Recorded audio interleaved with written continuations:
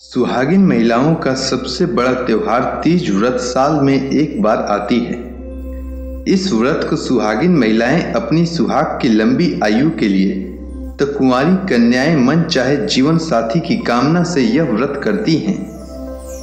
इस व्रत को करने से पहले यह जान लेना अति आवश्यक है कि व्रत रखने से एक दिन पहले यानी नहाय खाए के दिन क्या खाना चाहिए और क्या नहीं खाना चाहिए तथा इस व्रत में किन किन सामग्रियों की जरूरत पड़ती है तथा पूजा कैसे करनी है। तो आइए सबसे पहले जानते हैं पूजन सामग्री के विषय में कि आपको कौन कौन सी पूजन सामग्री इस व्रत को करने से पहले व्यवस्था करके एक दिन पहले रख लेनी चाहिए। तो हरतालिका तीज की पूजा के लिए भगवान शिव और माता पार्वती की प्रतिमा बनाने के लिए मिट्टी रख लें। पूजा के लिए चौकी और उस पर बिछाने के लिए पीला या लाल रंग का कपड़ा रख लें। साथ ही कुछ केले के पत्ते भी चौकी से बांधने के लिए रख लें। इसके बाद आप कच्चा सूत, नया वस्त्र, बेलपत्र और धतूरा रख लें। साथ ही एक जोड़ी जनेऊ ले लें जिसको भगवान शिव और गणेश जी को चढ़ाना होगा। माता पार्वती के लिए आप हरे रंग की साड़ी और पूरा सुहाग का सामान ले लें। सुहाग के सामान में सिंदूर, बिंदी, मेहंदी, बिछुआ, चूड़ियां, महावर, कुमकुम, कंघी और इत्र आदि चीजें होती हैं। इसके अलावा आप कलश, अक्षत, फूल, रोली, दुर्वा, तेल, घी, बाती, श्रीफल, अबीर, कपूर, चंदन, गंगा जल, गुड़, शहद, दही, दूध और पंचामृत से संबंधित चीजें हरतालिका तीज की पूजा के लिए रख लें। एक बात का आप भी ध्यान रखें कि आप पूरा 16 श्रृंगार करें, अन्यथा इसके बिना पूजा अधूरी मानी जाएगी। अब आइए जानते हैं व्रत रखने से एक दिन पहले क्या खाना चाहिए और क्या नहीं खाना चाहिए तथा सरगी कब करनी चाहिए। व्रत रखने से पहले शुद्ध सात्विक भोजन करनी चाहिए। ऐसे तो हर किसी को अलग अलग अपने शरीर के पाचन तंत्र के अनुसार भोजन करना चाहिए, पर सात्विक भोजन ही करना चाहिए। लहसुन प्याज से बनी हुई भोजन भूल कर भी नहीं करनी चाहिए तथा मांसाहार का प्रयोग कतई नहीं करना चाहिए और व्रत के एक दिन पहले से ही घर में नहीं बनने देना चाहिए। इस व्रत को करने से एक दिन पहले लौकी का सब्जी, चने का दाल तथा अरवा चावल का भोजन बनाना उत्तम माना गया है। यदि आपको पुआ पूड़ी अच्छा लगता है तो लौकी के सब्जी के साथ भोजन बनाकर कर सकती हैं। अब आइए जानते हैं कि सरगी कब कर लेना उचित है तथा सरगी में किन चीजों का उपयोग करना सबसे उत्तम है।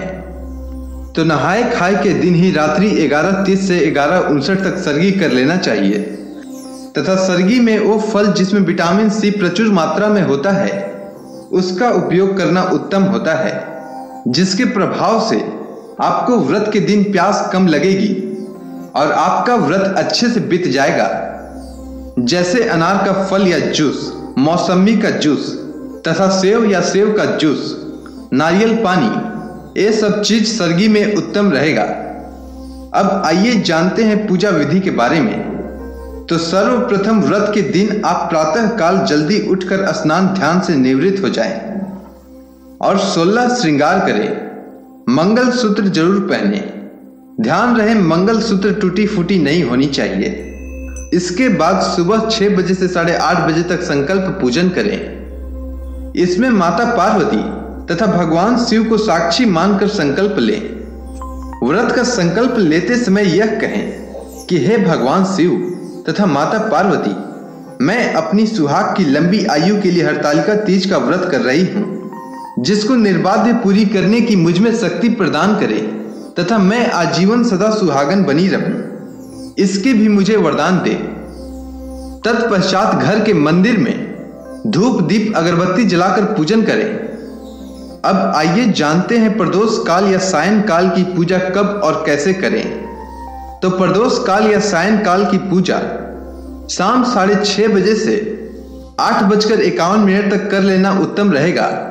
सबसे पहले जिस स्थान पर पूजा करनी है उस स्थान को गंगा जल से छिड़क कर शुद्ध करें।